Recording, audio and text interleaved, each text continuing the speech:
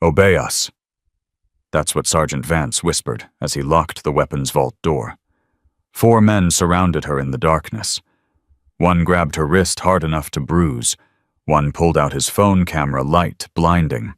One reached for her belt buckle. And the 4th laughed. "Scream all you want.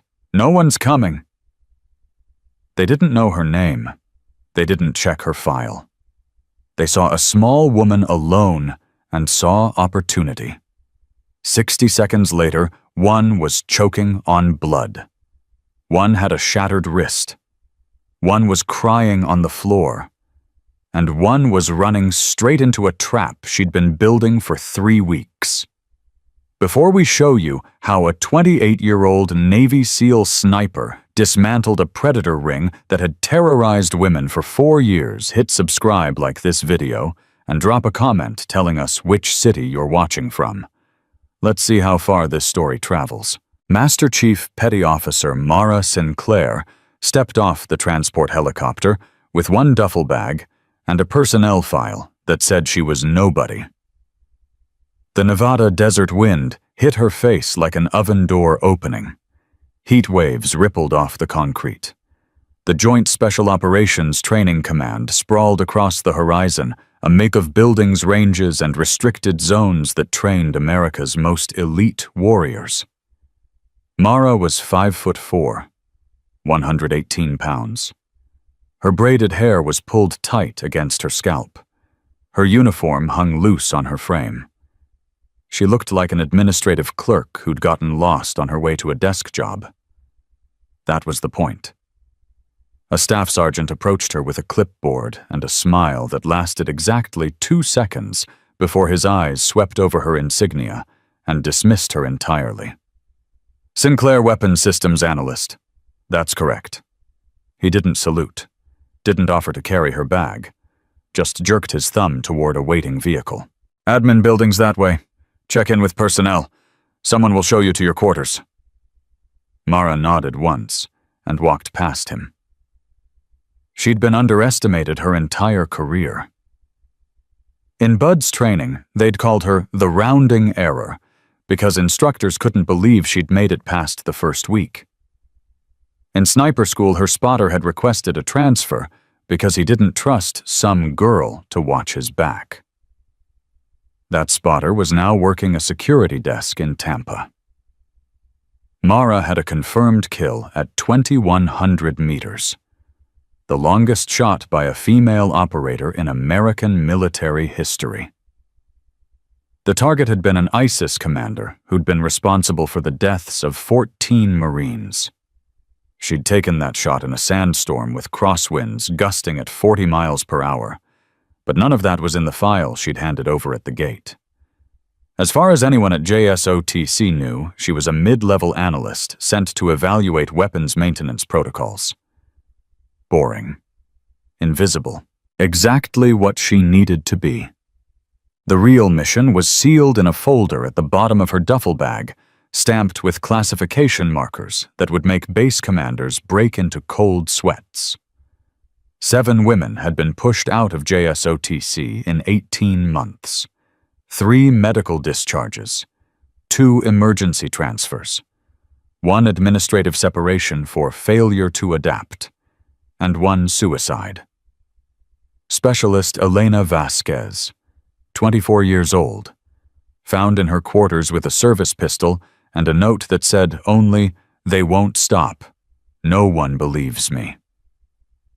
Naval Special Warfare Command had noticed the pattern 6 months ago. They'd sent investigators through official channels. Those investigators had found nothing. Clean records. Cooperative leadership. Everyone said the right things. But the women kept disappearing. So they'd sent Mara, not as an investigator, not as oversight, as bait. Her quarters were a small room in the female barracks, sparse but functional. She dropped her duffel on the bed and pulled out the sealed folder. Inside were photographs. 7 faces. 7 women who'd served with distinction before arriving at JSOTC, and then suddenly couldn't handle the pressure anymore. Staff Sergeant Yolanda Price, 10 years of service. Transferred out after filing an informal complaint that was never processed. Sergeant First Class Diana Okonkwo, Ranger qualified. Requested emergency reassignment citing personal reasons. Corporal Amanda Reyes, sniper candidate. Medical discharge for anxiety disorder despite having no prior mental health history. And Elena Vasquez, who'd died alone in a room just like this one. Mara studied their faces for a long time, memorized them, made them real. Then she turned to the second page. Names. The names that kept appearing in proximity to every single case. Sergeant First Class Derek Vance, 14 years of service, of 3 bronze stars, leadership evaluations that glowed like he walked on water. Staff Sergeant Marcus Cole, former competitive MMA fighter, known for being aggressive but effective. Specialist Tyler Briggs, communications specialist with access to base surveillance systems.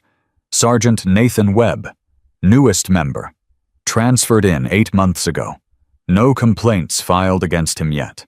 And above them all, Command Sergeant Major Harold Pruitt, 25 years of service, the senior enlisted leader at JSOTC, the man who processed every transfer request, the man who received every informal complaint, the man who made problems disappear. Mara closed the folder and slid it under her mattress. She had 72 hours to find proof. The mess hall was loud with the chaos of 200 operators eating dinner after a long training day. Mara grabbed a tray and found a seat at the end of a long table, positioning herself where she could watch the room without being obvious about it. 3 women sat together near the far wall. They ate quickly, heads down, not talking to anyone outside their small group. One of them glanced up as Mara sat down. Their eyes met. The woman looked away immediately. Not with hostility, with warning. Don't draw attention. Don't make yourself a target. Mara understood the message perfectly. She was halfway through her meal when the door swung open and 4 men walked in. The room didn't go silent. That would have been too obvious. But something shifted. Conversations got quieter. People suddenly became very interested in their food. The 3 women near the wall stood up and left through the side exit without finishing their trays. Mara kept eating. She watched them in her peripheral vision as they grabbed food and found a table in the center of the room. They were loud, laughing, taking up space like they owned it. The tallest one had to be Vance. 6'2", broad shoulders, the kind of easy confidence that came from never facing real consequences. He was telling a story that had the others in stitches. Cole was next to him. Thick neck-shaved head, the build of someone who spent more time in the gym than was healthy. He laughed the loudest at Vance's jokes. Briggs sat across from them, phone in hand, always recording something. He had the look of someone who collected things. Moments, memories, evidence. And Webb was at the end, younger than the others, laughing along, but always half a beat late, like he was still learning the script. Mara finished her food and stood to leave. She had to pass their table to reach the exit. Vance noticed her first. "Hey." She stopped, turned, made her expression blank and slightly nervous, the face of someone who didn't want trouble. "You're new. Just arrived today? What's your assignment?" "Weapons Systems Analysis. Administrative Review." Vance's smile widened. "A desk jockey. We don't get many of those out here." "Just temporary. Couple weeks." Cole leaned forward. "Where you staying?" "Female Barracks, Building 7. "Building 7? Cole repeated it like he was filing the information away. "Nice." Briggs had his phone pointed in her direction, not obviously recording, just positioned. "I should get going," Mara said. "Early start tomorrow." Vance waved dismissively. Sure. Welcome to JSOTC. We'll be seeing you around." It wasn't a greeting. It was a promise. That night, Mara walked the base, not obviously patrolling, just a new arrival getting familiar with her surroundings. No one questioned it. No one paid attention. She found the camera blind spots within the first hour. 3 major ones: the corridor behind the motor pool, the north stairwell of the training building, and the weapons vault complex where a maintenance request from 3 months ago showed that 2 cameras had been awaiting parts ever since. She found the carved messages in the women's bathroom near the barracks, words scratched into paint with keys or knife points. "Don't report, just leave. He won't stop. Building 7, room 104. Stay away." Room 104. Mara made a note. Elena Vasquez's room. She found the duty logs that showed Vance's unit had training rotations every Thursday night at the weapons vault complex, unsupervised, off the regular schedule, marked as Advanced Tactical Integration Exercises.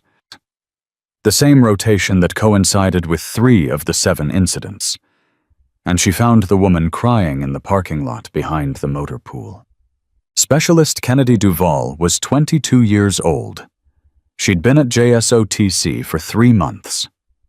She was sitting on the ground between 2 parked vehicles, knees pulled to her chest, tears streaming down her face. Mara approached slowly. "Hey." Duvall's head snapped up. Fear flooded her features before she recognized that Mara was female, and even then she didn't relax. "I'm fine, just needed air." "You're not fine." "I said I'm fine." Mara sat down on the ground next to her, not crowding, not pressuring, just present. A full minute passed before Duvall spoke again. "You're new here. Arrived today. Get out while you can." Mara didn't respond. "I'm serious. Whatever assignment brought you here, find a way to cut it short. This place," Duvall's voice cracked. "This place is wrong." "What happened?" Duvall laughed bitterly. "Nothing. That's what everyone will tell you. Nothing happened. Nothing ever happens. It's all jokes and accidents and misunderstandings." "What really happened?" The young woman was quiet for a long time. When she spoke again, her voice was barely a whisper. 3 weeks ago. Night training exercise. I got separated from my group. Someone told me there was a schedule change that I was supposed to report to the weapons vault for equipment check. She paused, swallowed hard. There was no schedule change. When I got there, 4 of them were waiting. Mara felt her jaw tighten. What did they do? They didn't get far. Someone else showed up. A training cadre doing rounds. They scattered. Made it look like I'd gotten lost. But they'd planned it. They always plan it. Duvall wiped her face with the back of her hand. They know the schedules. They know the blind spots. They know exactly who to target. Did you report it? To who? Duvall's laugh was hollow. Command Sergeant Major Pruitt. He's the one who told me to keep my mouth shut. Said there was no evidence. Said I'd misunderstood the situation. Said if I filed a formal complaint, it would damage my career and accomplish nothing. He said that directly, word for word. And you know what, he's right. 3 women before me tried to report. All 3 got transferred out within a month. Officially, it was their choice. Unofficially, everyone knew what happened to women who talked. Mara processed this. Why are you still here? Duvall looked at her with something that might have been pride, or might have been foolishness. Because I'm not letting them run me out. This is my career. I earned my spot here. If I leave, they win. Even after what happened, nothing happened. Remember, that's the official story, and I'm sticking to it. They sat in silence for another minute. What's your name? Duval asked. Sinclair. Mara Sinclair. What do you actually do? Mara. And don't tell me weapons systems analysis. No analyst walks the base at midnight looking for camera blind spots. Mara studied the young woman carefully. If I told you, you'd have to trust me completely. And if you're wrong about me, if I'm part of this, then you just made yourself a target. Duval held her gaze. I'm already a target. At least now I know you're actually paying attention. Mara made her decision. I'm here to burn them down. All of them. But I need evidence that can't be dismissed. I need testimony that can't be ignored. And I need to catch them in the act. Duval's eyes widened. You're crazy. Possibly. They'll hurt you. They'll do worse than what they tried with me. Let them try. Something shifted in Duval's expression. A spark that had been nearly extinguished flickering back to life. What do you need from me? Not testimony. Not yet. For now, I need you to do exactly what you've been doing. Stay careful. Stay quiet. Let them think they've won. And you, Mara stood and offered her hand. I'm going to be the new girl who doesn't know any better. The desk jockey who wanders into places she shouldn't be. The easy target. Duval took her hand and stood. You're bait. The best traps use convincing bait. What happens when they take it? Mara smiled, and there was nothing warm in it. Then they learn why I'm called Ghost Eye. The next morning, Mara reported to the administrative building for her cover assignment. She spent 4 hours reviewing weapons maintenance logs that she couldn't have cared less about making notes on inventory discrepancies. That didn't matter. The work was mind-numbing. That was fine. She wasn't here for the paperwork. At lunch, she walked past the training ranges where advanced operators were running through live fire exercises. She found a spot on a small hill overlooking Range 7 and sat down to eat her sandwich. Range 7 was a precision marksmanship course, long-distance shooting, the kind of work she'd built her entire career around. A group of snipers were taking turns on the 1,000-meter line. Most of their shots were good. A few were exceptional. None of them were remarkable. Mara watched with the eye of someone who'd been doing this since she was 19 years old. One of the shooters was having trouble. His breathing was off. Every time he exhaled and squeezed, he was rushing the trigger pull. His shots were grouping left by about 6 inches. She could have fixed it in 30 seconds. Instead, she finished her sandwich and walked away. The last thing she needed was attention. That afternoon, she began planting her surveillance equipment. It was delicate work. The devices were small, state-of-the-art, designed to look like ordinary base infrastructure. A smoke detector in the corridor near the weapons vault. A power strip in the common area of Building 7. An air freshener in the bathroom where she'd found the carved messages. Each device had a 72-hour battery life and encrypted transmission to a secure server that only 3 people in the world could access. Mara placed them carefully, methodically, with the same patience she used when setting up a sniper position. Waiting was part of the job. She was good at waiting. On her second night, Vance found her. She was in the base library pretending to read a technical manual about small arms maintenance. It was 2100 hours. The library was nearly empty. He sat down across from her without asking permission. Sinclair, right, the analyst? That's me. How's your first day going? Quiet. Lots of paperwork. Vance smiled. It was a good smile. Warm, confident, the kind of smile that had probably gotten him out of 100 difficult situations. Paperwork's important. Someone's got to do it. That's what they tell me. He leaned back in his chair, making himself comfortable. You know, I've been thinking about our conversation yesterday. I wasn't very welcoming. That's on me. You were fine. No, I wasn't. New people show up here, they need to feel like they're part of the team. Especially... He gestured vaguely at her.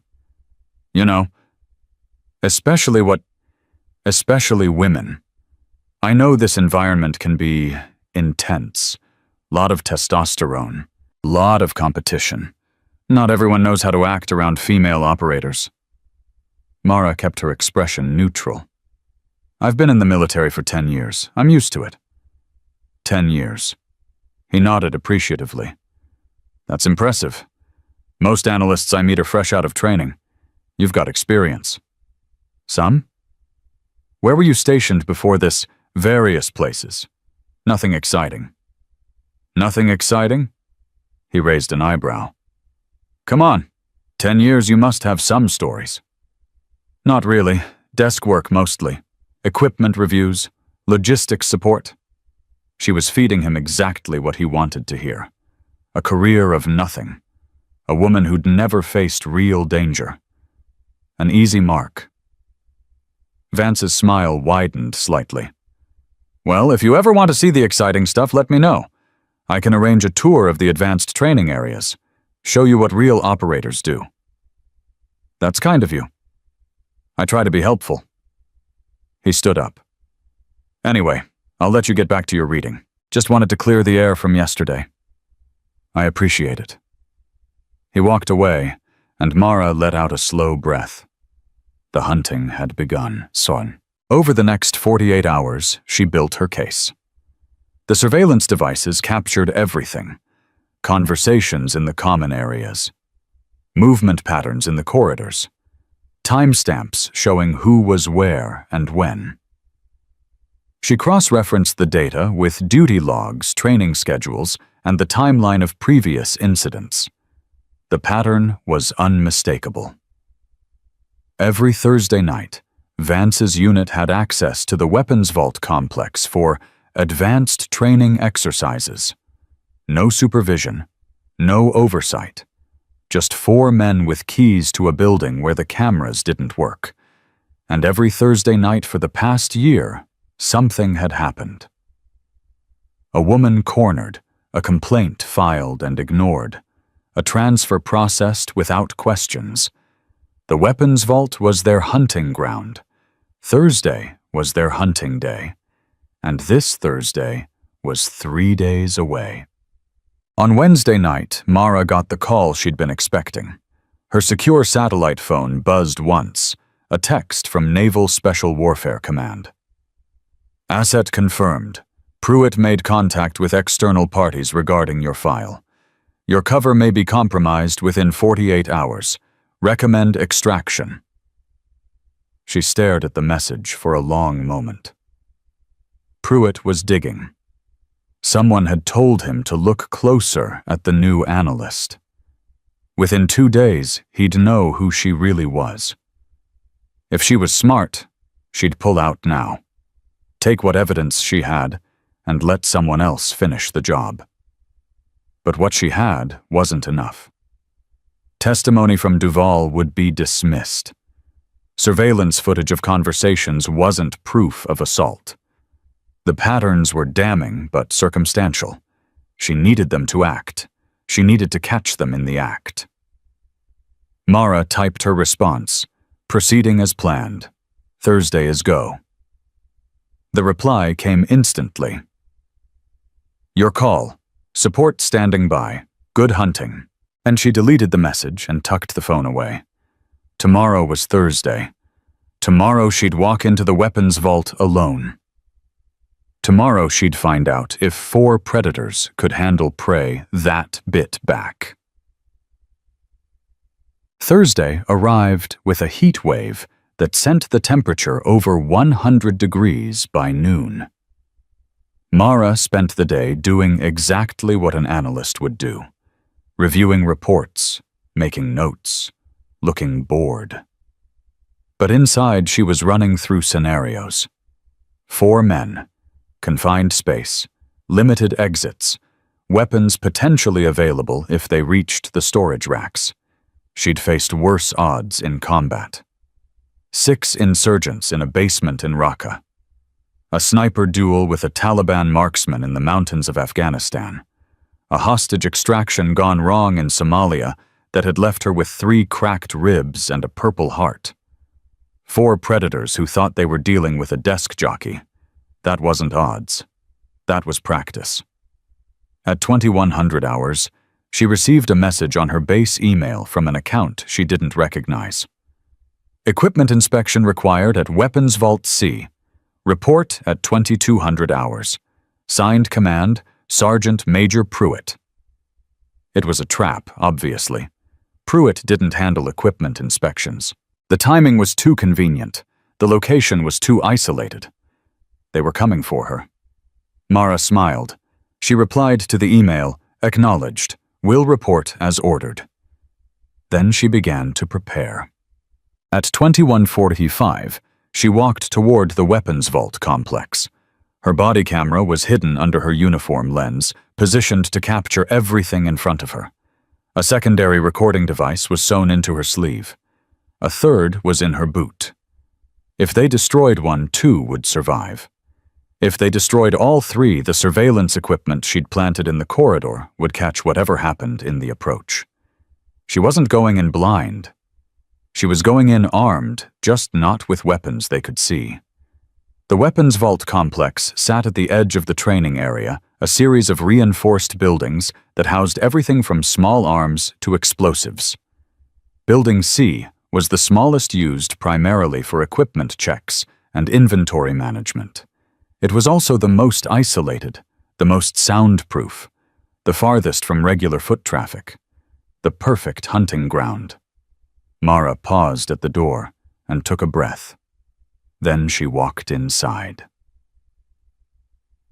The corridor was dark. Only emergency lighting. The overhead fixtures had been turned off. She kept walking. Her footsteps echoed on the concrete floor.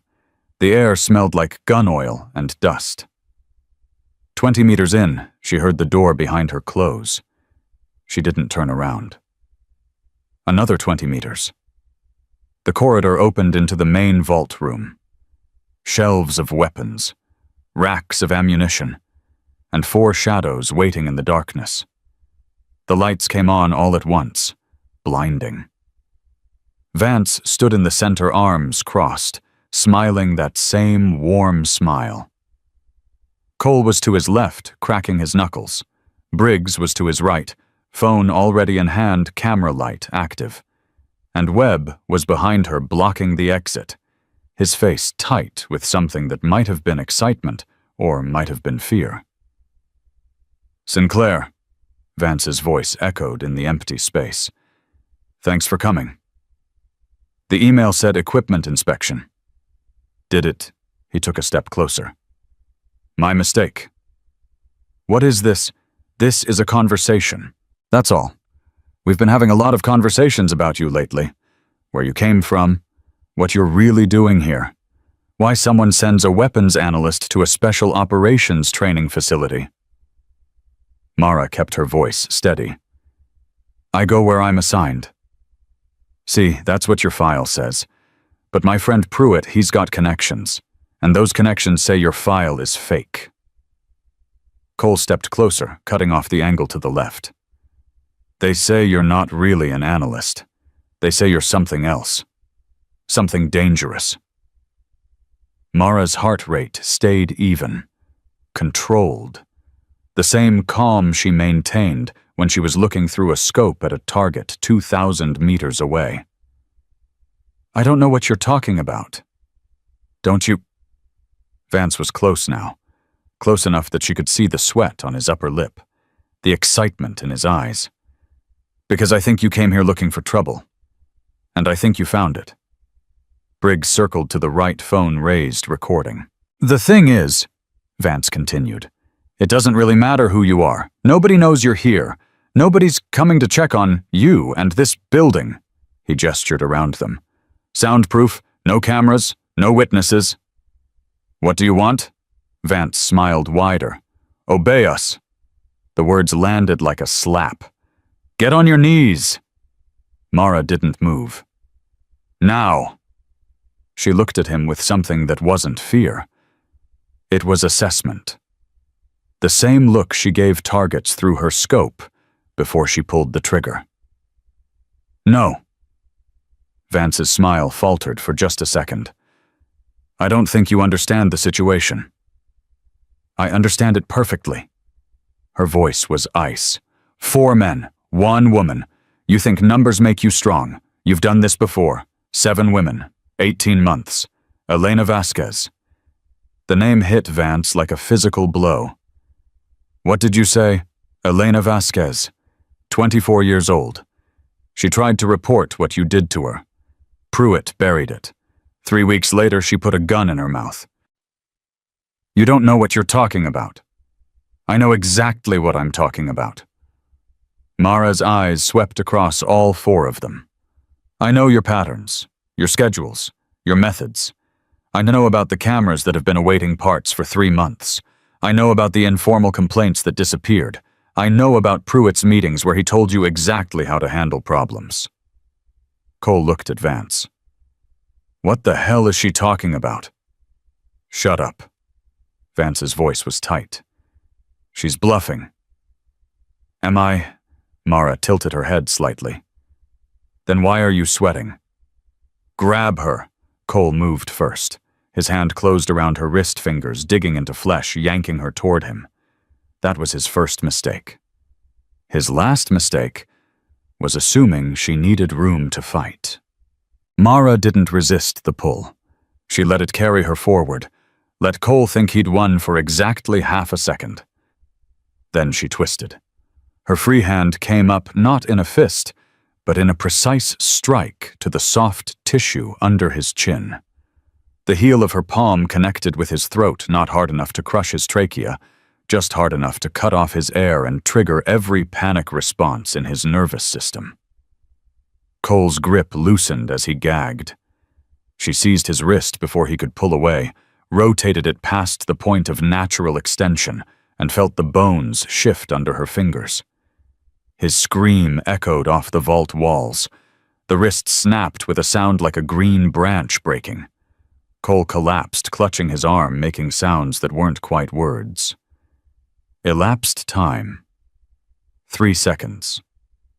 Briggs was still recording, frozen in shock, when Mara turned toward him. She covered the distance in 2 strides. His phone arm came up instinctively, and she caught it at the elbow, hyperextended the joint, until she felt the tendons strain and pulled him off balance. Her knee drove into his solar plexus, folding him like paper. He dropped. The phone clattered to the floor screen, still lit camera, still recording. Elapsed time. 6 seconds. Vance finally reacted. He lunged at her with the confidence of a man who'd never lost a fight, all bulk and rage and wounded pride. Mara sidestepped. She'd learned to fight in places where hesitation meant death. Bud S. had taught her endurance. Special operations had taught her brutality. But it was the quiet training, the classified programs where they learned to kill without witnesses that had made her something more. Vance's momentum carried him past her. She helped him along with a strike to the back of his knee that buckled his leg.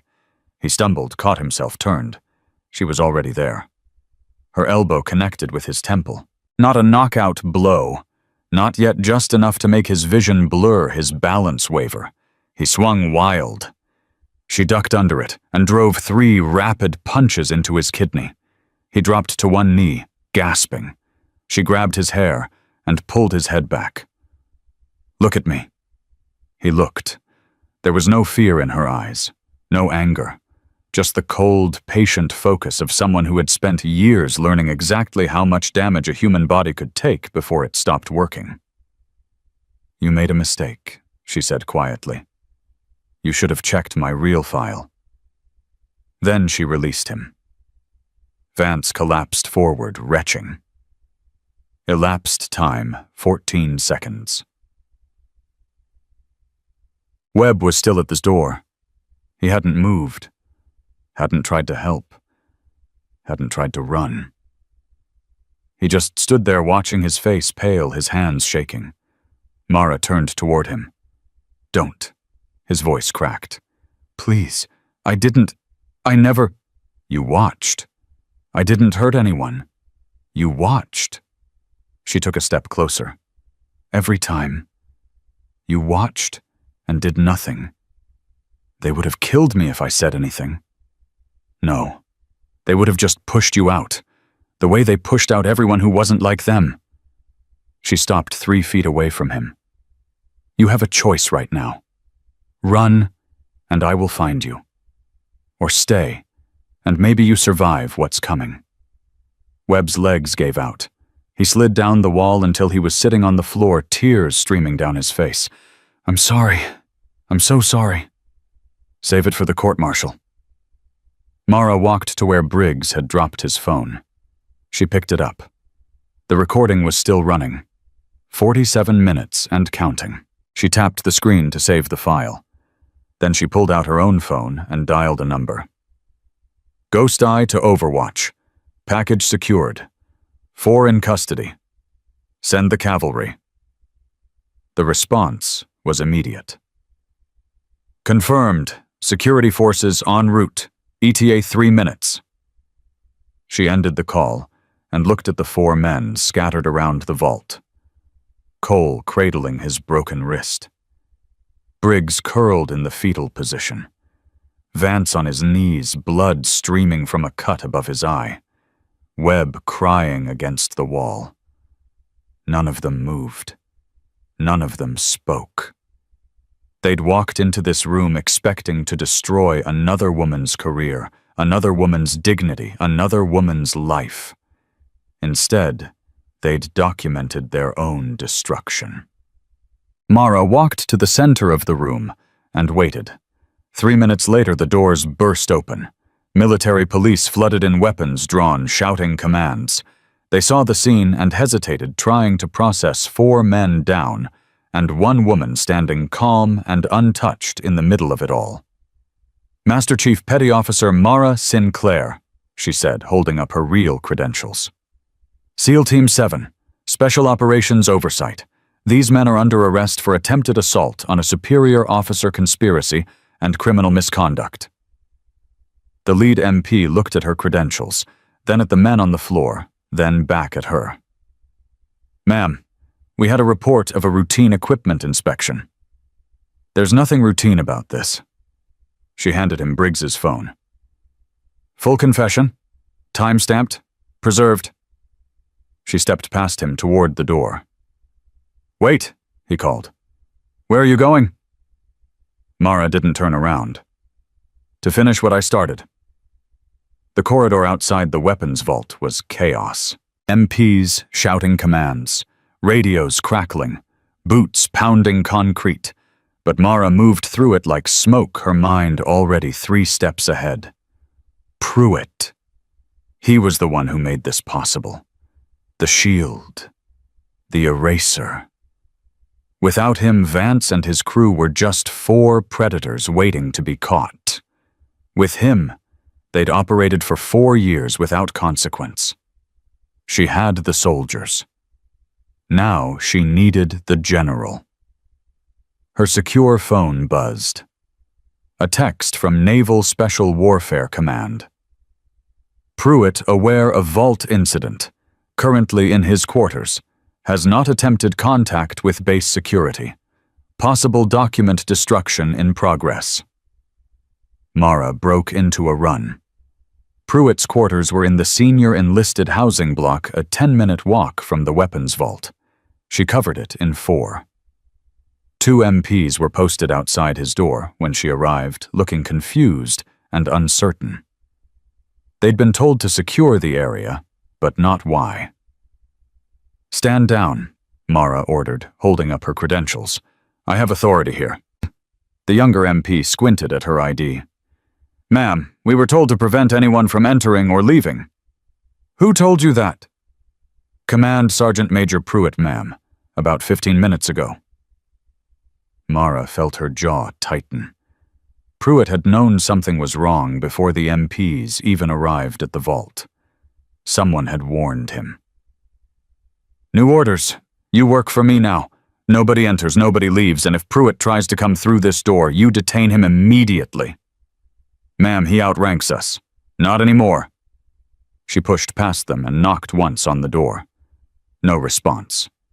She knocked again, harder. Command Sergeant Major Pruitt, this is Master Chief Petty Officer Sinclair. You have 30 seconds to open this door, or I'm coming through it. Silence. Then, slowly, the door opened. Harold Pruitt was 62 years old, built like a retired linebacker, with silver hair cropped close to his skull, and eyes that had seen everything and learned to ignore most of it. He wore civilian clothes, khakis, and a polo shirt, but his posture was pure military. He looked at Mara with an expression that was almost amused. The analyst. Not quite. No. He stepped back, allowing her to enter. I figured that out about an hour ago, when my contacts told me your file was fabricated by Naval Special Warfare Command. Mara entered the room. Her eyes swept across it automatically. Desk cluttered with papers. Laptop open. Shredder in the corner, its bin full of fresh confetti.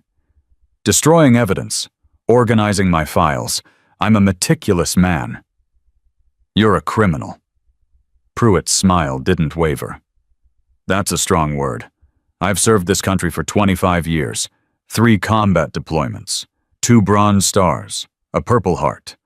I've trained more special operators than you've ever met. And you've protected more predators than I can count. Protected. He shook his head slowly. I managed situations. There's a difference. 7 women in 18 months. 7 transfers. Voluntary, paperwork signed. Everything by the book. Elena Vasquez. For the first time, something flickered in Pruitt's eyes. Not guilt. Something colder. Vasquez was troubled. Mental health issues. It happens. She was assaulted. She reported it. You buried it. She made accusations she couldn't prove. I advised her to focus on her career. She made a different choice. Mara stepped closer. She put a gun in her mouth because you told her no one would believe her. I told her the truth. In this world, accusations without evidence destroy careers. Hers would have been destroyed either way. I gave her an option.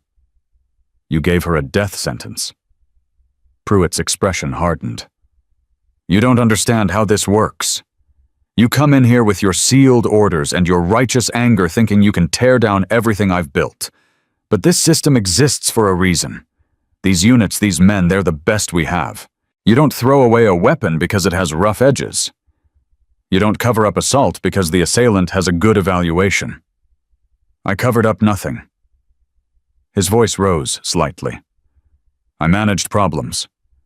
I kept this facility running. I kept careers intact. Whose careers, not the women who got pushed out? Pruitt waved dismissively. They weren't cut out for this environment. Special operations isn't for everyone. Some people can't handle the pressure. Some people can't handle being attacked by their own teammates. Those are accusations. Mara reached into her pocket and pulled out her phone. She tapped the screen once and held it up. Pruitt's voice filled the room. Handle it like before. Make her transfer. I don't care how. Just make sure there's no paperwork. The blood drained from his face. That's you, Mara said quietly.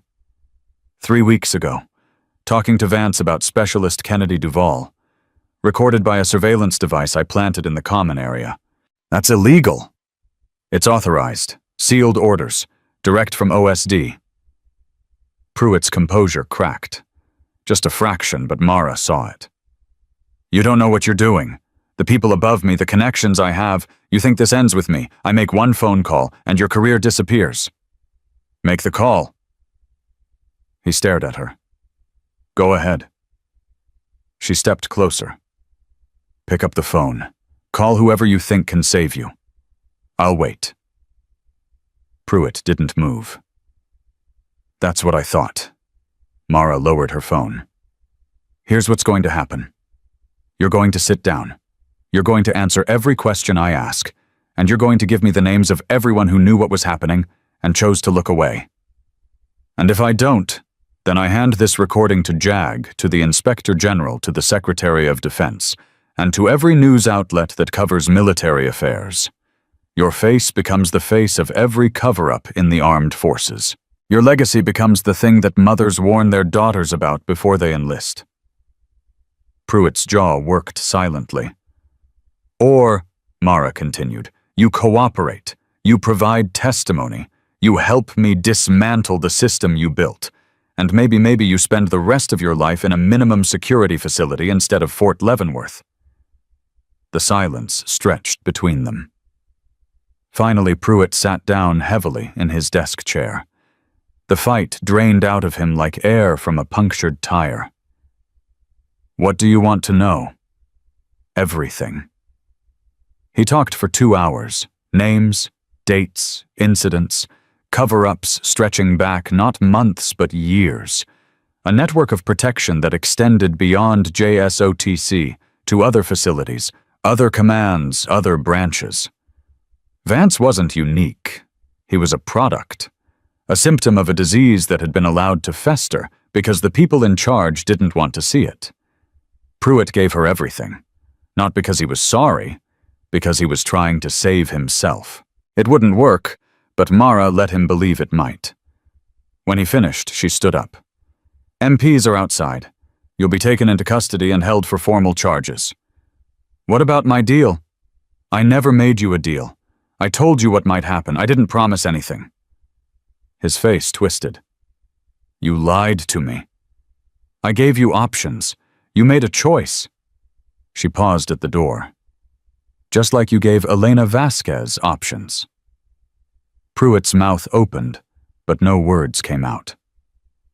Mara knocked on the door. The MPs entered immediately. Command Sergeant Major Harold Pruitt is under arrest for conspiracy, obstruction of justice, and accessory to assault. Read him his rights and transport him to holding. She walked out without looking back.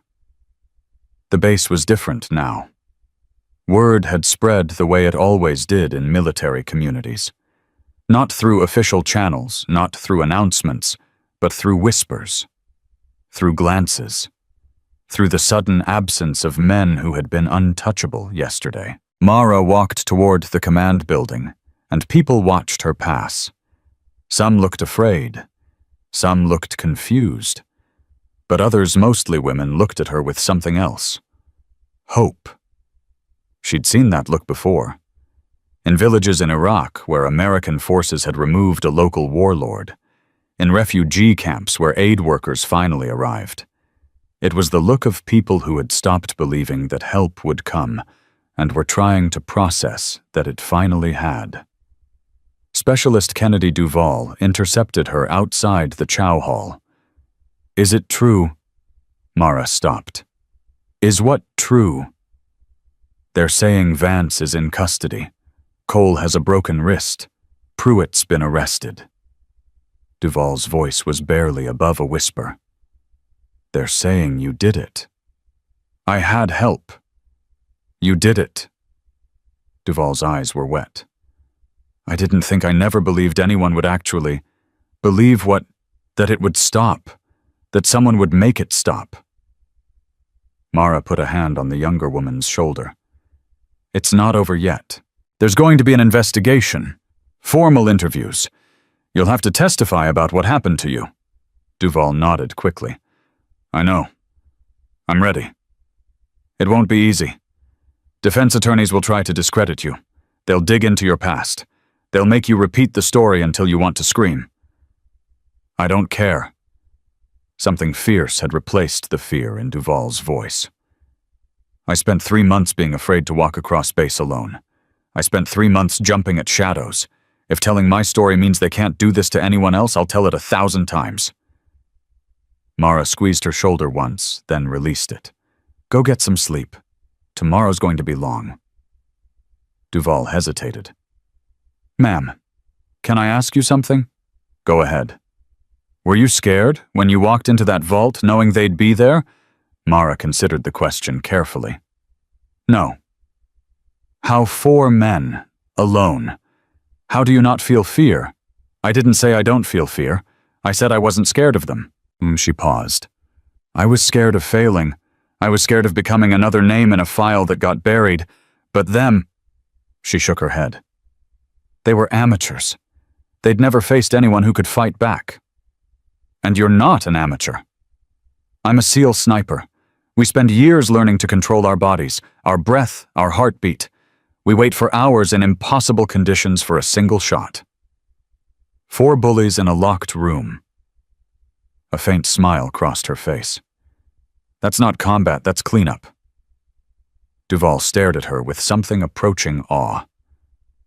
Get some sleep, Mara repeated. I need you sharp. She continued toward the command building. Colonel Marcus Webb's office was on the 3rd floor. He was waiting for her. Not Pruitt's colonel.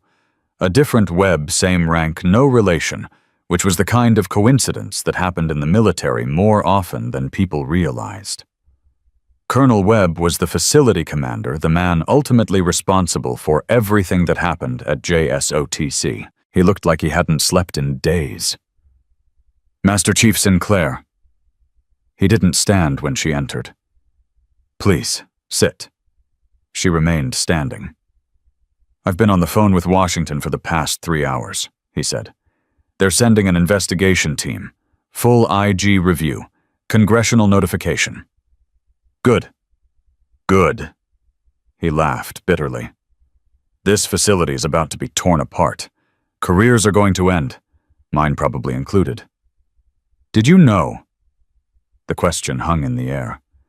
Webb closed his eyes. I knew something wasn't right. The transfer requests, the complaints that never went anywhere. Pruitt always had explanations, always had paperwork. I told myself he was handling it. You told yourself what you wanted to believe. I told myself that I had more important things to focus on. Training schedules, resource allocation, mission readiness. I let someone else handle the personnel issues because that's how command works. That's how command fails. He opened his eyes. You think I don't know that? You think I haven't been sitting here for the past 3 hours realizing that every woman who got pushed out of this facility did so because I didn't ask the right questions? Did you know about Elena Vasquez? I knew she died. I knew it was ruled a suicide. I didn't know... He stopped, swallowed hard. I didn't know what led to it. Would it have mattered if you did? Webb didn't answer. They both knew the answer. I'm offering you a choice, Mara said. The investigation is coming whether you cooperate or not, but how it goes depends on what you do in the next 24 hours. What do you want? Full access to every personnel file, every complaint, every transfer request from the past 5 years. I want a complete roster of everyone in Vance's chain of command. I want the names of every person who processed paperwork that made problems disappear. That could implicate dozens of people. Good. Some of them are good soldiers who made bad judgment calls. Then they'll have a chance to explain themselves. But no more cover-ups, no more quiet transfers, no more protecting reputations at the expense of victims. Webb stared at her for a long moment. You know, he said finally, when I got the notification that an analyst was being assigned here, I didn't think twice about it. Just another bureaucrat checking boxes. If I'd known who you really were. You would have done what warned Pruitt blocked my access. I don't know. He looked down at his desk. Maybe. Maybe I would have done exactly what I always do. Protected the institution. Kept the machine running. That's why they sent someone like me. Someone you couldn't protect against. Webb nodded slowly. The files you want. I'll have them ready within the hour. Thank you, Colonel. She turned to leave. Master Chief? She stopped. The woman who died. Vasquez. Did she have family? A mother in Phoenix. A younger brother in the Marines. Have they been notified about what really happened? Not yet. Webb took a deep breath. When they are When this all comes out, I want to talk to them. Personally. Not to make excuses. Just to tell them that I'm sorry. That I failed their daughter. Their sister. Mara studied him. There was genuine pain in his eyes. Not just the pain of a career about to end, but something deeper. The realization of complicity. I'll make sure they know. She walked out. The night had turned cold. Desert temperatures dropped fast once the sun went down, and Mara could see her breath as she crossed the compound. 4 men in custody, 1 command sergeant major arrested. A full investigation incoming. It should have felt like victory. It felt like a beginning. Because this wasn't about one facility, one unit, one group of predators. This was about a system that had been designed to protect itself at all costs, even when the costs were measured in broken women and ignored screams. Mara had cut out a tumor, but the disease was still there. In the regulations that made reporting difficult, in the culture that blamed victims, in the silence that protected perpetrators. She couldn't fix all of it. No one person could. But she could make sure that the people responsible for this particular failure faced consequences. Real consequences.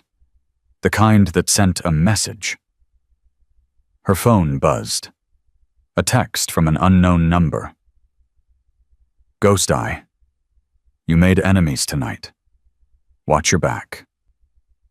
She stared at the message for a moment, then deleted it. She'd made enemies the day she decided to become what she was. One more didn't change anything. Tomorrow the investigation would begin. Testimony would be gathered. Charges would be filed. The slow machinery of military justice would grind into motion. But tonight, for the first time in 4 years, the women at JSOTC could walk the base without looking over their shoulders. That was enough. For now, that was enough. The investigation team arrived at 0600. 3 vehicles. 8 personnel. JAG officers, criminal investigators, and a 2-star admiral who had flown in overnight from Washington specifically for this case. Mara watched them from the window of her temporary office, her 3rd cup of coffee growing cold in her hands. She hadn't slept. There hadn't been time. The files Colonel Webb had provided painted a picture far worse than she'd imagined. Not 7 women in 18 months. 23 women in 4 years. All pushed out through transfers, medical discharges, or quiet separations. All with complaints that had been marked resolved without resolution. And Elena Vasquez wasn't the only death. Sergeant First Class Danielle Moreau. 2 years ago. Car accident on a desert highway. Single vehicle. No witnesses. The investigation had been closed in 72 hours, but Mara had found the original incident report buried in Pruitt's files. Moreau had filed a formal complaint against Cole 3 weeks before her death. The complaint had been transferred to Pruitt for appropriate handling. It was never processed. A knock at her door broke her concentration. Enter. The door opened, and Rear Admiral Catherine Shaw stepped inside. She was in her late 50s, silver hair pulled back tight, uniform immaculate despite the red-eye flight. Her face was unreadable. Master Chief Sinclair. Mara stood. Admiral?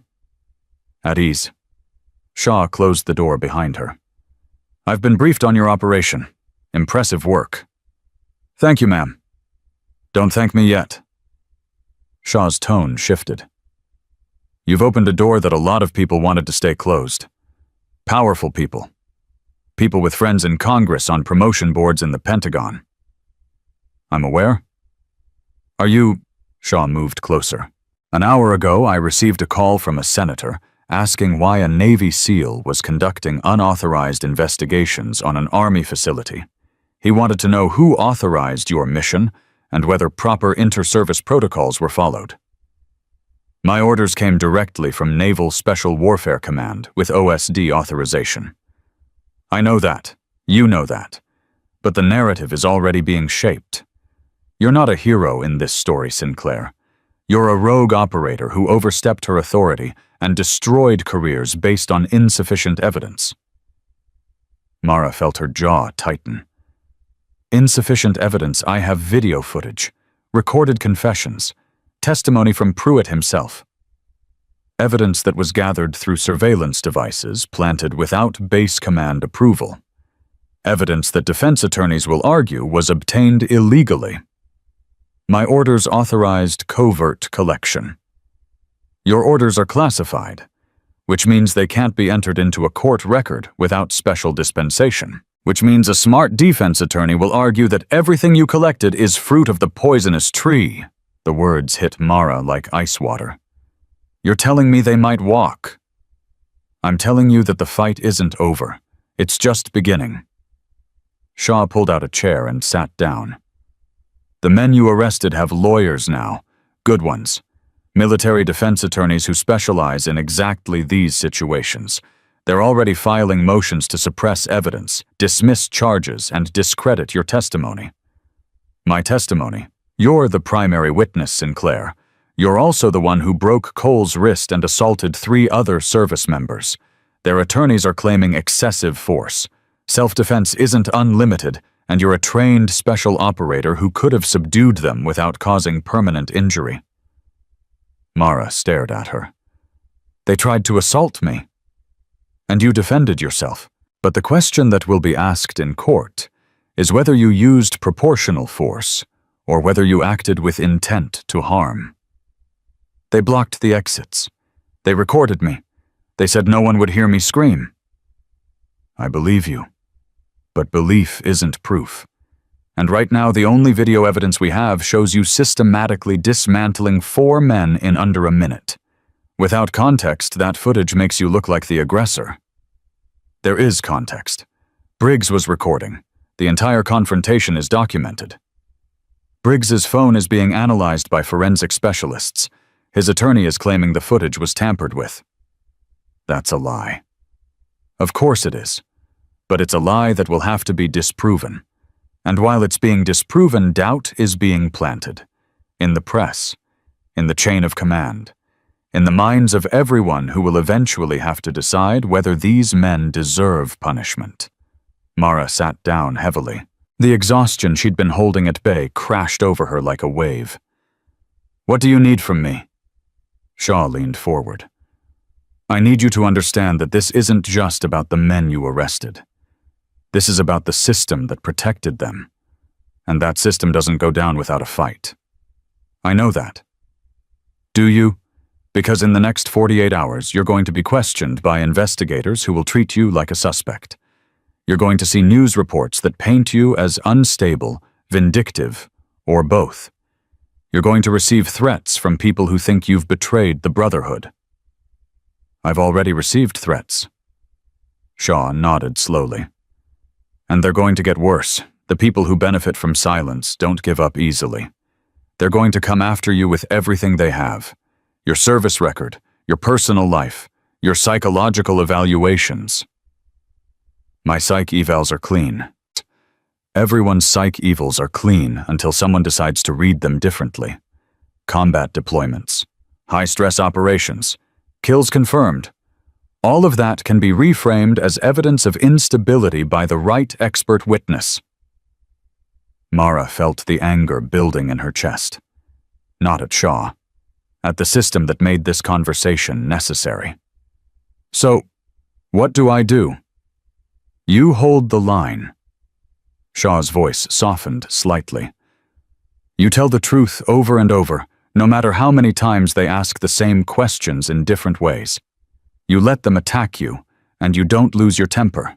You don't give them ammunition. And if that's not enough, then we fight harder. Shaw stood. I didn't fly across the country to watch 4 predators walk free. But I also won't pretend this is going to be easy. You've done the hard part. Now comes the harder part. She walked to the door, then paused. One more thing. Pruitt made a deal. Mara's blood went cold. What kind of deal? He's cooperating with investigators, providing names, dates, documentation. In exchange, his attorney is requesting reduced charges and a facility transfer. He's the one who enabled all of this. I know, but he's also the one who can expose the others. There are people above him, Sinclair, people who knew what was happening and looked away. Pruitt can give us those names. And in exchange, he gets to spend his retirement in a minimum security facility instead of Leavenworth. Maybe. That's not my call to make. Shaw opened the door. Get some rest. The formal interviews start in 4 hours. She left. Mara sat alone in the office, staring at the stack of files in front of her. 23 women. 2 dead. Dozens of careers destroyed. And the man who made it all possible might walk away with nothing more than a slap on the wrist. This wasn't justice. But it was the beginning of something that might become justice if she could hold on long enough to see it through. 4 hours later, Mara sat in a sterile interview room facing 3 investigators. Lieutenant Colonel William Drake from the Army Criminal Investigation Division, Commander Teresa Hong from Naval Criminal Investigative Service, and a civilian attorney named Marcus Webb, no relation to the colonel or the sergeant who represented the Department of Defense Inspector General. Drake started the questioning. Master Chief Sinclair, let's begin with your arrival at JSOTC. You presented false credentials to base security. Is that correct? I presented credentials consistent with my cover assignment. The assignment was authorized by Naval Special Warfare Command. But the credentials were false. The credentials were operational, designed to facilitate covert assessment of facility climate. Drake made a note. And during this covert assessment, you planted surveillance devices throughout the facility without informing base command. Correct. Including in private areas where personnel had a reasonable expectation of privacy. Including in areas where previous incidents had occurred and where evidence suggested ongoing criminal activity. But without authorization from the facility commander. Mara kept her voice level. My authorization came from a higher authority than the facility commander. That authorization specifically permitted covert collection without local notification to prevent evidence tampering. Drake leaned back. The defense attorneys are arguing that your surveillance was illegal regardless of your authorization level. That evidence collected through unauthorized means is inadmissible. Then let them argue it. The facts remain the same. Commander Hong spoke up. Master Chief, let's talk about the night of the incident. You received an email summoning you to the weapons vault. I received an email purporting to be from Command Sergeant Major Pruitt regarding an equipment inspection. But you knew it wasn't legitimate. I suspected it wasn't legitimate. Yet you went anyway. Yes. Why? Mara met Hong's eyes directly. Because I needed them to act. Surveillance footage and intercepted communications established a pattern of behavior, but pattern evidence isn't enough for prosecution. I needed them to commit an overt act that could be documented and prosecuted. So you used yourself as bait. I positioned myself to observe and document criminal behavior. And when 4 men entered that vault with hostile intent, you didn't attempt to leave or call for assistance. There was no opportunity to leave. They blocked the exits. Calling for assistance would have compromised my position and potentially resulted in greater harm. So you fought. I defended myself. Hong glanced at Drake. 4 men, 1 woman, 1 broken wrist, multiple contusions, 1 possible concussion. That's not self-defense, Master Chief. That's a systematic takedown.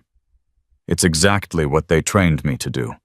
Would you prefer I had allowed them to assault me? I'd prefer you had followed standard protocols for a situation involving multiple potential assailants. Standard protocols assume backup is available. Backup wasn't available. I improvised. The civilian attorney Webb spoke for the first time. Master Chief Sinclair, let me ask you directly. Did you go to that vault, hoping they would attack you so you could hurt them? Mara paused. The question was a trap. Any answer could be twisted. No. No. I went to that vault hoping they would attack me so I could document their attack and ensure they faced legal consequences. Hurting them was a byproduct of self-defense, not a goal. But you did hurt them. I neutralized threats. The extent of their injuries was determined by their level of resistance. Cole's wrist was broken in 3 places. His career as an operator is over. Cole grabbed me first. He initiated physical contact. The break occurred when he resisted the control technique I applied. And you're trained in control techniques that don't cause permanent injury. I'm trained in techniques that work. In a situation with multiple armed hostiles, I don't have the luxury of choosing the gentlest option. Webb made a note. The defense will argue that you could have subdued them without permanent damage, that your choice of techniques reflected malice rather than necessity. The defense can argue whatever they want. 4 men cornered a woman alone, blocked her exits, recorded her, and declared their intention to assault her. My response was proportional to the threat.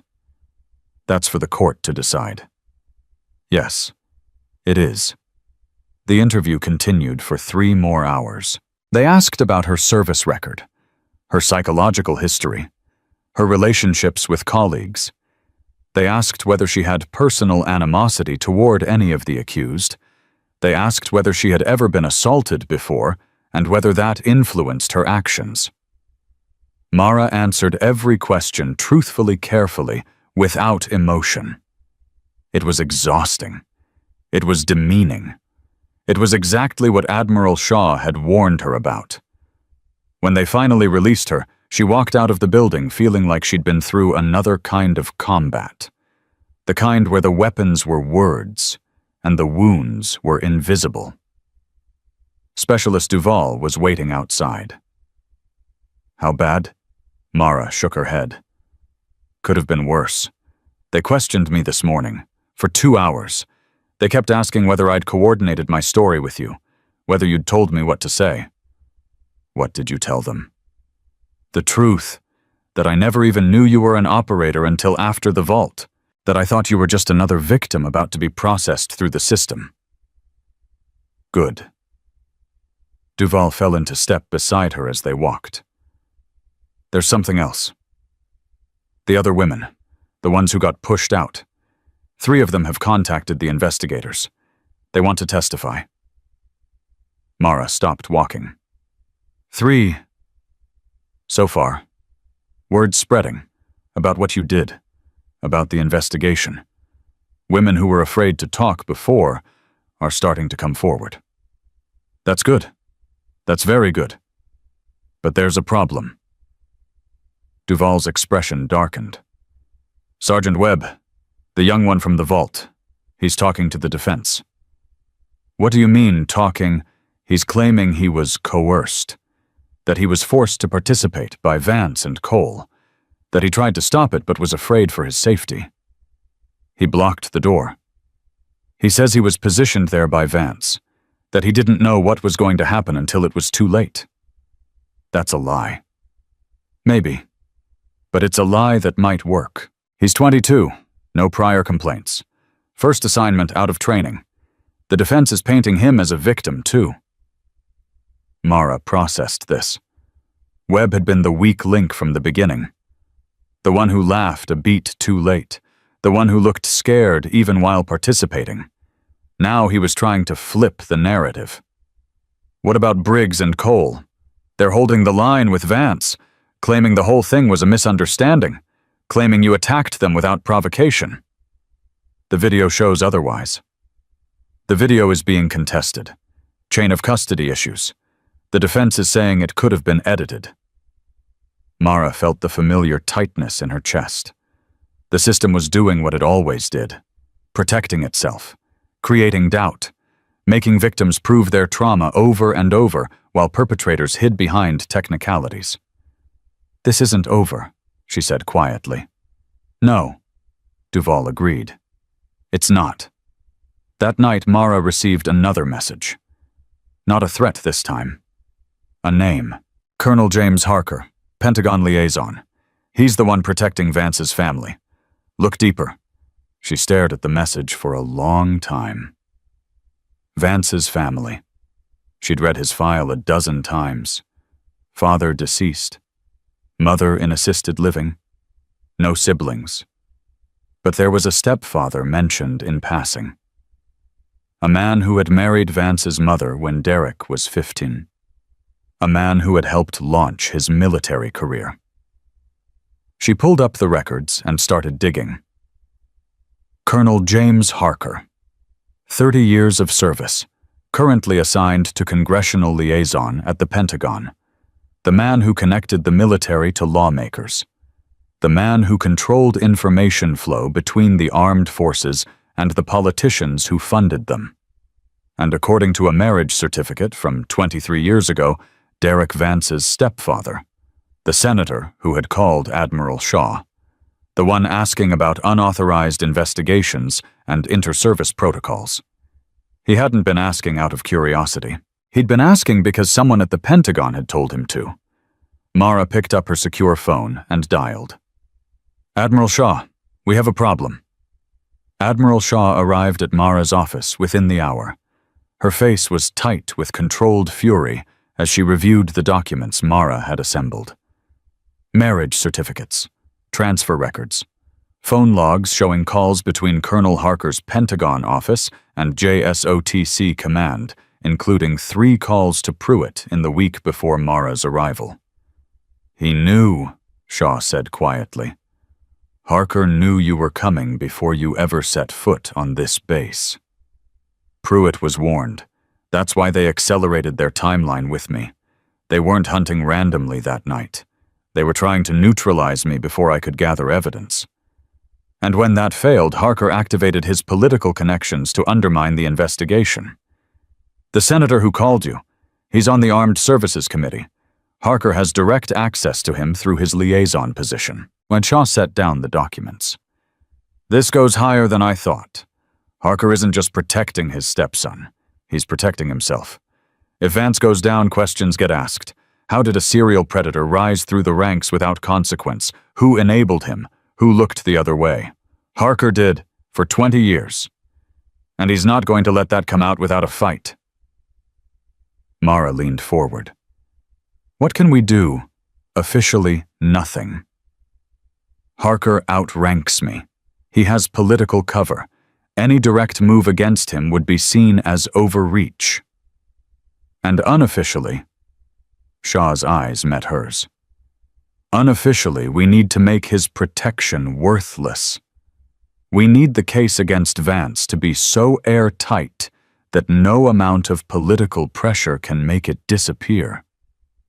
The defense is already undermining our evidence, chain of custody issues, claims of entrapment, Webb flipping to their side. Then we need more evidence. We need witnesses who can't be discredited. We need documentation that can't be contested. Pruitt gave us names. Pruitt is a compromised witness. His testimony will be attacked as self-serving." Mara thought for a moment. "The women who were pushed out. Duval said 3 of them have contacted investigators, but there were 23 total. If we can find more of them, if we can build a pattern that spans years and multiple commands. Harker can't protect against a systemic failure, not if it's documented across facilities he had no connection to. But he did have connections. I found transfer orders in Pruitt's files. 6 of the women who left JSOTC were reassigned to facilities where Harker had oversight authority. He wasn't just protecting Vance here. He was managing the fallout everywhere." Shaw's expression hardened. "He was cleaning up. For years. Every time Vance created a problem, Harker made it disappear.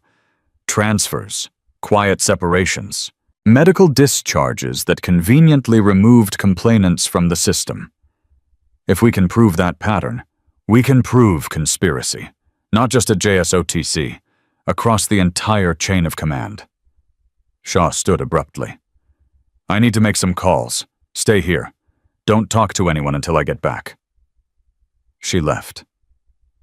Mara sat alone with the weight of what she'd uncovered pressing down on her shoulders. This wasn't just about 4 men in a weapons vault anymore. This was about a colonel at the Pentagon who had spent 2 decades protecting a predator. A system that rewarded silence and punished truth. A network of complicity that stretched from a desert training facility to the halls of power in Washington. And she was one person standing against all of it. Her phone buzzed. An unknown number. She answered. Master Chief Sinclair. The voice was male, calm, authoritative. This is Colonel James Harker. Mara's grip tightened on the phone.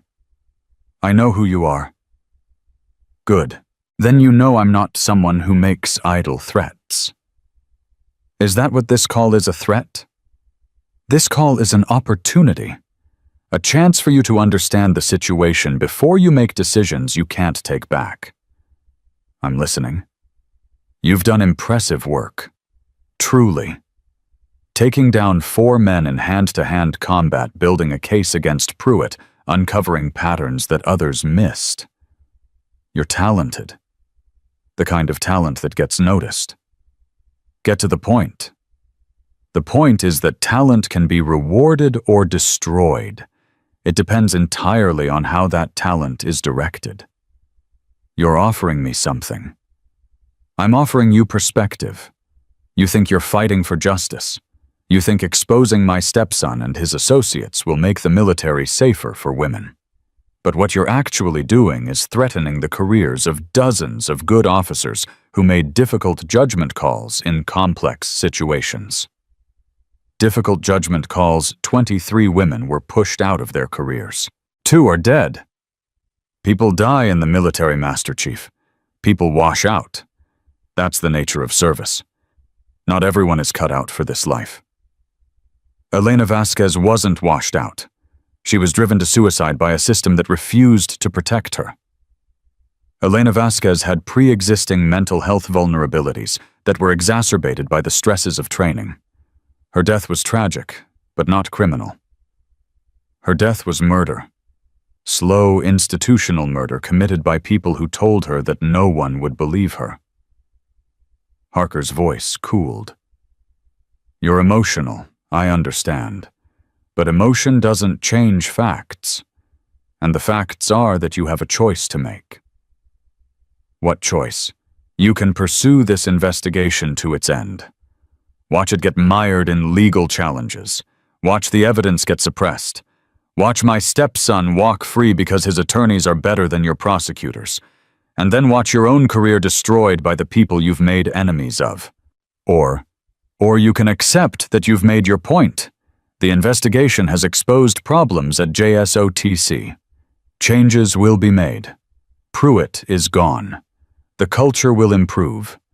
You can take credit for that victory and move on to your next assignment with commendations instead of investigations. And Vance, Derek will receive administrative discipline. Transfer to a non-combat role. Mandatory counseling. His career will be effectively over without the spectacle of a court-martial. That's not justice. That's reality. Justice is what powerful people decide it is. I'm offering you a version of justice that lets everyone walk away with something. Mara closed her eyes. She could hear the calculation in his voice. The certainty that she would take the deal because everyone took the deal. Because fighting the system was exhausting and thankless and usually ended in defeat. Because he had won this fight 100 times before. Colonel Harker. Yes? I'm going to tell you what's going to happen. Your stepson is going to prison. Your name is going to be attached to every news story about this case, every promotion board you've ever influenced, every transfer you've ever facilitated, every complaint you've ever buried is going to be examined under a microscope. I'm not finished. You've spent 20 years protecting a predator because he had your last name. You've destroyed women's careers to preserve your family's reputation. You've used your position to obstruct justice and enable abuse. And now you think you can make one phone call and make it all go away. You're making a mistake. No, you made the mistake. You made it when you assumed I could be bought. You made it when you assumed I was alone. And you made it when you assumed that women in this military would stay silent forever because powerful men told them to. Sinclair, this call is over. The next time we speak, it will be in a courtroom. She hung up. Her hands were shaking. Not from fear, from rage. 20 years. 20 years of protection. 20 years of women being processed out of their careers like defective equipment. 20 years of silence enforced by power. And Harker thought one phone call would make her back down. She picked up her secure phone and dialed Admiral Shaw. He just contacted me directly. Harker offered me a deal. Walk away and let Vance take administrative discipline instead of court-martial. What did you tell him? I told him no. Good. Shaw's voice carried something that might have been pride. Because I just got off the phone with the Secretary of the Navy. He's been briefed on Harker's involvement. As of 20 minutes ago, Colonel Harker is under investigation for obstruction of justice and abuse of authority. Mara exhaled slowly. They're actually going after him. They don't have a choice. The documentation you found, the call logs, the transfer patterns, it's too clear to ignore. Harker overplayed his hand when he contacted that senator. Now there's a paper trail. What about the case against Vance? The case proceeds. But now it's not just about 4 men in a vault. It's about a systematic failure of command accountability. Congressional oversight is getting involved. The Secretary of Defense has been notified. This is going to get very loud. It already is. News networks are starting to pick up the story. Anonymous sources are leaking details. By tomorrow morning, JSOTC is going to be on every front page in the country. Mara thought about Duval, about the 3 women who had come forward, about the 20 others who hadn't yet. The witnesses. They're going to be exposed. We're arranging protection, secure interviews, no names released without consent. And Harker's people, they're going to come after anyone who talks. Let them try. As of now, this investigation has protection at the highest levels. Anyone who attempts to intimidate witnesses will be adding charges to their own file. It's still not enough. What do you mean? I mean that investigations take time. Court-martials take longer. Appeals drag on for years. Meanwhile, Harker has resources. Vance has family money. They can afford attorneys who specialize in delay tactics. What are you suggesting? Mara made her decision. I'm suggesting we take control of the narrative before they do. The news networks are already interested. Let's give them something to report. You want to go public? I want the witnesses to go public. On their terms. With their stories. Before the defense has time to prepare counter-narratives. Shaw was silent for a long moment. That's risky. Public testimony can be used against witnesses in court. Defense attorneys will claim they were seeking attention rather than justice. Defense attorneys will claim that anyway. But if 20 women tell the same story, if the pattern is undeniable, if the American public sees what happened, no amount of legal maneuvering will save them. You're talking about a media campaign. I'm talking about accountability, the kind that doesn't depend on prosecutors or judges or political appointees, the kind that happens when people see the truth and refuse to look away. Shaw's voice softened. You understand this will make you a target. Not just professionally. Personally. Your face will be everywhere. Your life will be examined. Your enemies will try to destroy you. They're already trying to destroy me. At least this way I get to choose the battlefield. Another long pause. I'll make some calls. There are journalists I trust. People who've covered military justice issues fairly. If we're going to do this, we do it right. Agreed. And Sinclair, once this starts, there's no going back. You'll never have a quiet career again. Mara looked out the window at the base where she'd arrived as a nobody 3 weeks ago. I never wanted a quiet career. I wanted to make a difference. You already have. This just makes sure it lasts. Shaw hung up. Mara sat in the silence, feeling the weight of what she'd just set in motion. In 48 hours, her face would be on national news. Her name would be in every headline. Her life would become public property, examined and debated by strangers who had never worn a uniform. But so would the truth. So would the names of the women who had been silenced. The stories that had been buried. The system that had protected predators while punishing their victims. For the first time since she'd arrived at JSOTC, Mara felt something that wasn't anger or determination. She felt hope. Not hope that the system would fix itself. It wouldn't. Systems never did. But hope that the people who had been hurt by that system might finally be heard. Might finally be believed. Might finally see the men who had tormented them face real consequences. That was worth any price, even if the price was everything. The first interview aired 3 days later. Specialist Kennedy Duvall sat in front of cameras and told her story to 30 million viewers. She described the night she was lured to the weapons vault, the faces of the men who waited for her, the terror of realizing she was trapped. And she named names.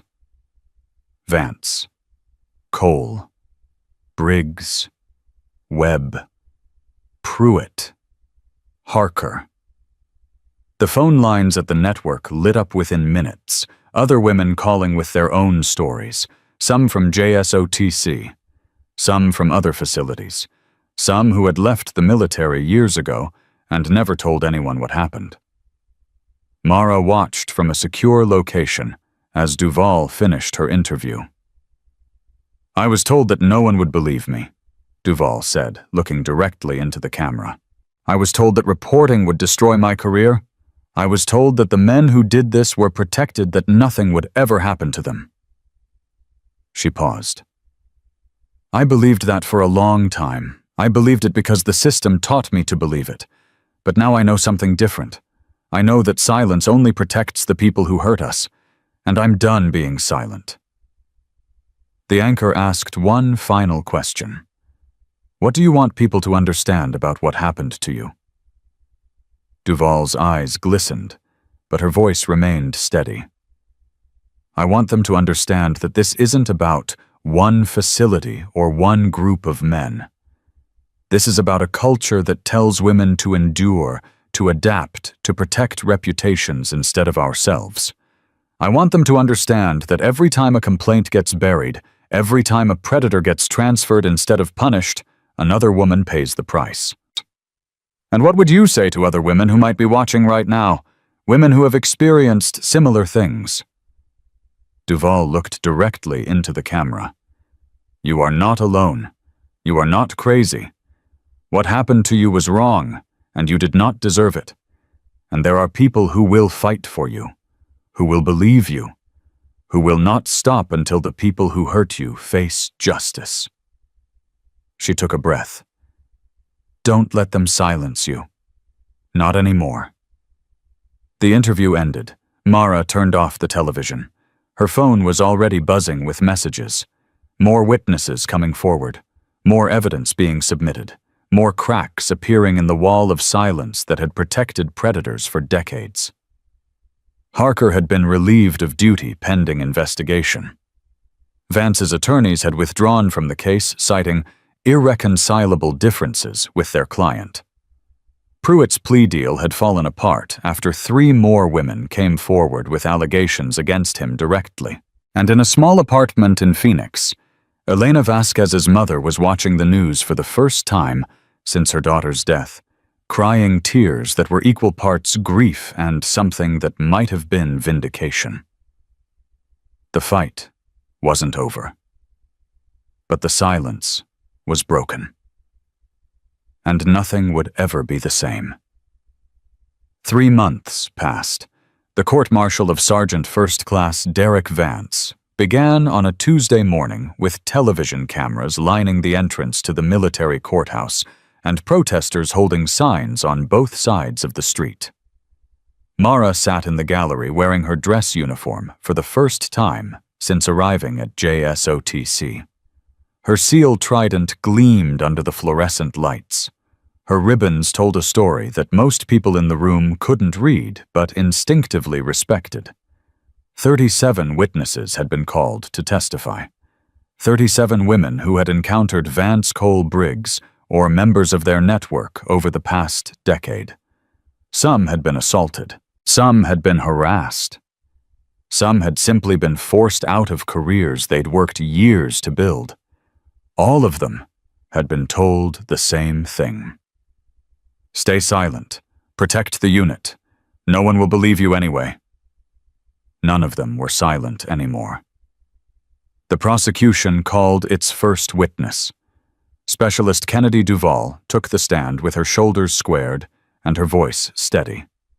She had practiced this moment 100 times, but nothing could fully prepare her for the weight of 37 pairs of eyes watching her from the gallery. The prosecutor, Commander Angela Torres, approached the witness box. Specialist Duvall, please describe the events of September 14th of last year. Duvall began speaking.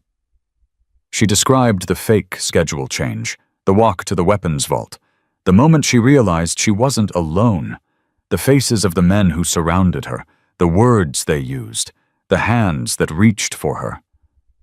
The courtroom was absolutely silent. When she finished, Torres asked a single question. Specialist Duvall, why didn't you report this incident immediately? Duvall's voice cracked for the first time. Because I was told that reporting would end my career. Because I watched other women report and disappear. Because Command Sergeant Major Pruitt looked me in the eye and told me that nothing would happen to them and everything would happen to me. What changed? Duvall looked across the courtroom to where Mara sat. Someone showed me that silence wasn't protection, it was permission. Permission for them to keep doing what they'd always done. The defense attorney stood for cross-examination. His name was Colonel Richard Ashworth, a military defense specialist with 30 years of experience and a reputation for destroying witnesses. He approached Duvall slowly. Specialist Duvall, you testified that you were lured to the weapons vault under false pretenses. Yes. But you have no proof that the defendant sent that message, do you? The email came from his account. Emails can be spoofed. Accounts can be hacked. Do you have any direct evidence that Sergeant Vance personally typed and sent that message? Duvall hesitated. No. And when you arrived at the weapons vault, was the defendant the first person to touch you? No. Cole grabbed me first. So the defendant never actually laid hands on you. He was there. He was in charge. He told the others what to do. Did you hear him give specific instructions to assault you? He said fresh meat, no connections. Perfect. He knew what was going to happen. That's speculation, specialist. Did you hear him say the words assault her, or attack her, or anything similar? He didn't have to say those exact words. Please answer yes or no. Did you hear the defendant give explicit instructions to assault you? Duvall's jaw tightened. No. Ashworth nodded as if he'd proven something significant. No further questions. Torres stood for redirect. Specialist Duvall, when the defendant said fresh meat, no connections, perfect, what did you understand that to mean? I understood that they had identified me as a target. Someone new isolated without support systems that would ask questions if something happened. And in your experience at JSOTC, had you observed the defendant using similar language about other women? Yes, multiple times. It was how they selected victims. Thank you. No further questions. Duvall stepped down. 23 witnesses followed over the next 2 weeks. Each one told a variation of the same story. Different faces, different facilities, different years. But the same pattern, the same language, the same systematic protection of predators by people who should have protected them. Staff Sergeant Yolanda Price described being cornered in a supply closet by Cole in 2019. She had reported it. Pruitt had called it a misunderstanding. 3 weeks later, she was transferred to a facility in Alaska. Sergeant First Class Diana Okonkwo described Vance's attempts to isolate her from her unit in 2020, when she resisted rumors began circulating about her competence. She requested reassignment before the rumors destroyed her career. Corporal Amanda Reyes broke down on the stand while describing an assault that had happened during a night training exercise in 2021. She had been medically discharged for anxiety 6 weeks later. The doctor who signed her discharge papers had been recommended by Pruitt. One by one they testified. One by one they shattered the wall of silence. And then came the day Mara took the stand. The courtroom was packed, every seat filled. Overflow crowds watching on monitors in adjacent rooms. Media representatives had been granted limited access for the first time in the trial. Mara walked to the witness box with the same controlled calm she'd carried into the weapons vault 3 months earlier. Torres approached. Master Chief Sinclair, please describe your assignment at JSOTC. I was sent undercover to investigate reports of systematic harassment and assault of female service members. My orders came from Naval Special Warfare Command, with authorization from the Office of the Secretary of Defense. And what did you discover during your investigation? I discovered a pattern of predatory behavior that had been allowed to continue for over 4 years. I discovered that complaints were being buried, witnesses were being transferred, and commanding officers were being protected by senior leadership. Did you identify specific individuals responsible for this pattern? Yes. The primary predators were Sergeant First Class Derek Vance, staff, Sergeant Marcus Cole, Specialist Tyler Briggs, and Sergeant Nathan Webb. They were enabled by Command Sergeant Major Harold Pruitt, who handled complaints in ways that protected perpetrators rather than victims. And did you discover anyone above Pruitt who was involved? Yes. Colonel James Harker, assigned to Congressional Liaison at the Pentagon, had been facilitating cover-ups for over 2 decades. He is the defendant's stepfather. A murmur rippled through the courtroom. Please describe the events of the night you were attacked. Mara recounted it simply. The fake email, the weapons vault, the 4 men waiting, the words they used, the moment Cole grabbed her. And then what came next? I neutralized the threats using techniques consistent with my training. 4 hostiles were incapacitated in approximately 45 seconds. And you recorded the entire encounter. The defendant recorded it. I secured his phone as evidence. Torres turned to the judge. The prosecution would like to enter into evidence the unedited video recovered from Specialist Briggs's phone. The video played. 47 minutes of footage. The 4 men entering. The verbal threats. Ruiz grabbing Mara. The systematic takedown that followed. And then Vance's voice, clear and unmistakable. Scream all you want. No one's coming. When the video ended, the courtroom was silent. Torres asked one final question. Master Chief Sinclair, why did you allow yourself to be placed in that situation? You knew it was a trap. Mara looked at the prosecutor, then at the gallery, then at the defendant. Because pattern evidence isn't enough. Because testimony can be discredited. Because the only way to stop predators who operate in darkness is to shine a light so bright that no one can look away. No further questions. Ashworth approached for cross-examination. His demeanor had changed since the video played. The confidence was still there, but something underneath it had shifted. Master Chief Sinclair, you've testified that you went to that weapons vault knowing it was a trap. Correct. So you deliberately placed yourself in a situation where you anticipated being attacked. I placed myself in a situation where I anticipated the defendant and his associates would reveal their true intentions. Isn't that entrapment? Entrapment is when law enforcement induces someone to commit a crime they wouldn't otherwise commit. I didn't induce anyone. I simply gave them an opportunity to do what they had been doing for years. But you were armed with surveillance equipment. You were prepared to defend yourself with deadly force. You weren't a victim, Master Chief. You were a hunter. I was a woman alone in a room with 4 men who had cornered, threatened, and attempted to assault me. My preparation doesn't change what they did. You broke Staff Sergeant Cole's wrist in 3 places. His career as an operator is over. Staff Sergeant Cole grabbed me first. His injuries resulted from his resistance to a control technique. A control technique that you as a SEAL knew could cause permanent damage. A control technique that I used to prevent myself from being raped. The word landed like a bomb. Ashworth flinched. Master Chief. That's what this is about, Counselor. Not procedure, not technique, not proportional force. 4 men cornered a woman with the intent to sexually assault her. I stopped them. Everything else is noise. Ashworth stood in silence for a long moment. No further questions. Mara stepped down.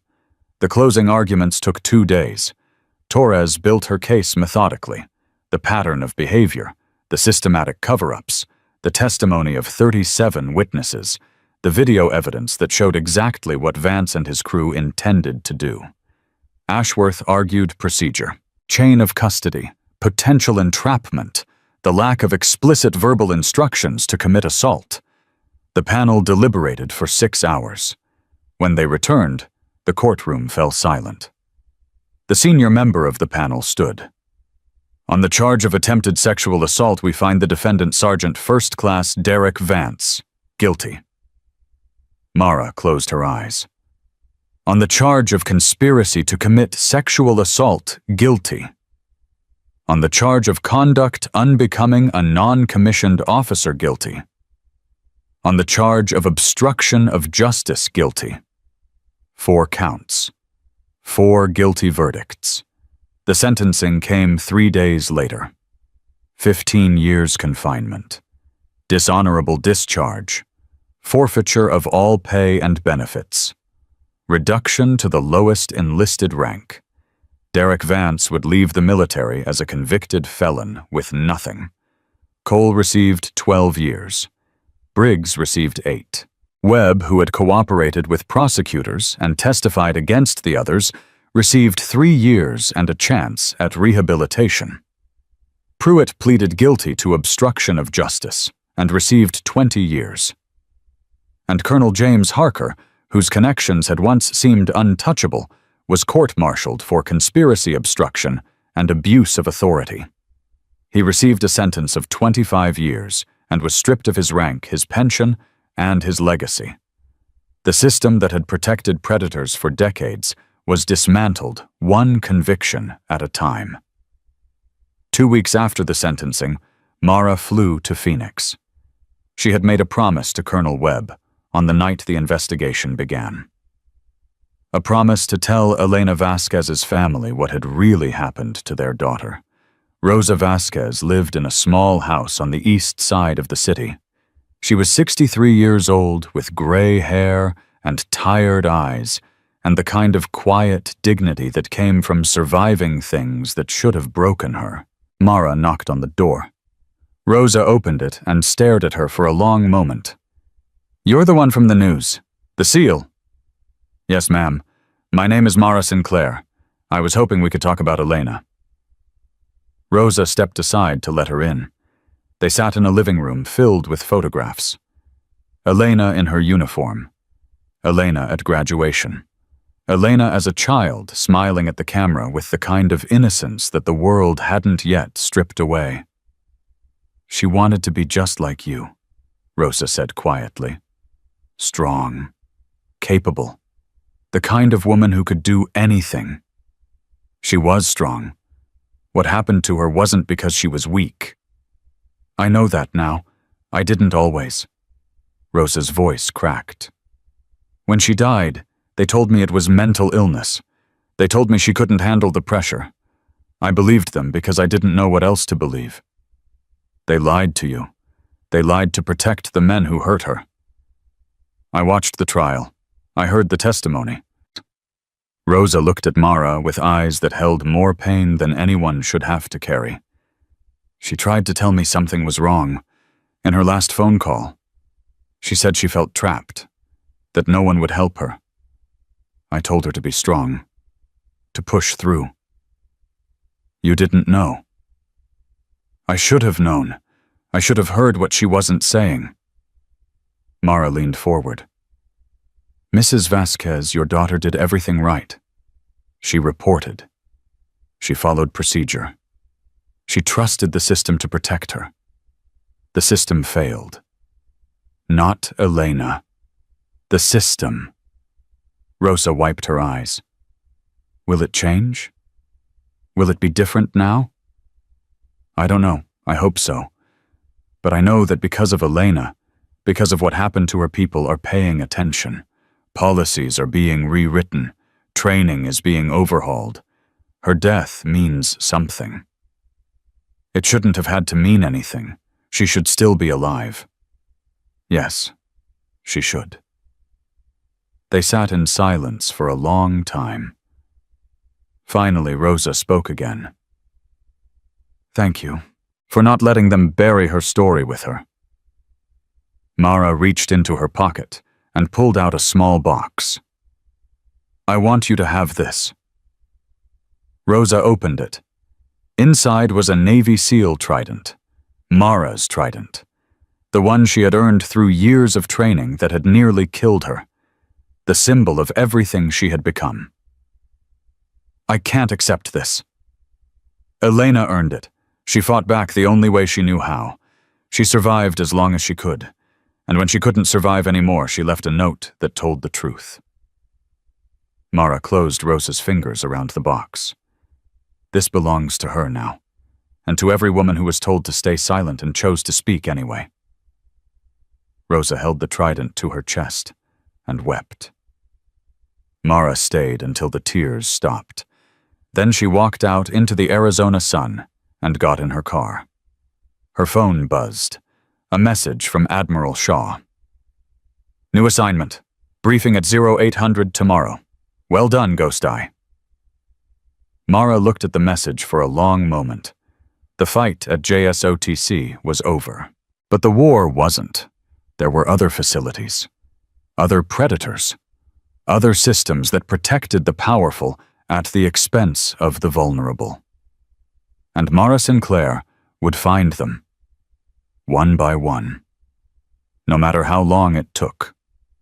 She started the engine and drove toward the airport. Behind her in a small house in Phoenix, Rosa Vasquez placed a SEAL trident on her daughter's memorial and finally allowed herself to believe that her death had not been in vain. The sun set over the desert, and somewhere in the military justice system, a message was spreading. The silence was over. The reckoning had begun. And the women who had been told to obey, to submit, to accept their place in a system designed to break them, were finally being heard. Not because the system had changed, because one woman had refused to be silent. One woman had walked into darkness and emerged with proof that could not be ignored. One woman had shown them what happened when predators mistook patience for weakness and silence for surrender. They had told her to obey. She had shown them what happens when a warrior strikes back. Now, it's your turn. What would you have done in her position? Would you have taken the deal and walked away? Would you have risked everything to expose the truth? And do you think the military has done enough to protect the women who serve? Or is there still more work to be done? Drop your answers in the comments below. Hit that subscribe button if this story made you feel something. Share it with someone who needs to hear that speaking up matters. Because silence only protects the people who hurt us. And some women refuse to be silent. I'll see you in the next one.